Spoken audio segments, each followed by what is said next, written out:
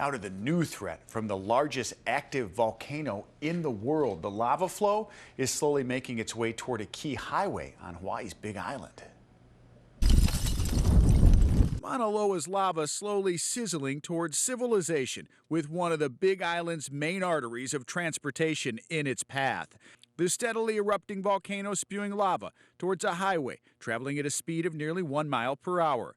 As the flow reaches flatter land, it could slow down, but a breach could come as early as tomorrow. The terrain is what's slowing it down, there's no doubt about it. It's also getting more distant from the vent, so it cools. Mauna Loa is the world's largest active volcano, and it's erupting for the first time in nearly 40 years, painting the skies bright orange as the fiery lava bubbles over. In some places, authorities believe it could last up to 2 weeks.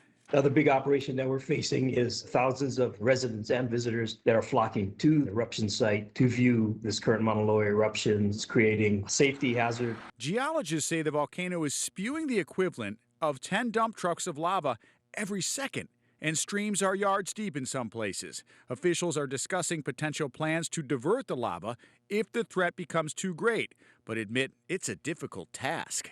Fastest it can possibly get to the highway right now is 2 days. Will it get to the highway? I can't tell you that. Will it turn, go to Hilo? Can't tell you that.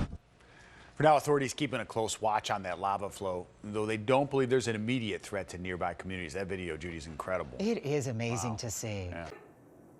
Hey, if you like that video, be sure to subscribe to our ABC7 Chicago YouTube channel.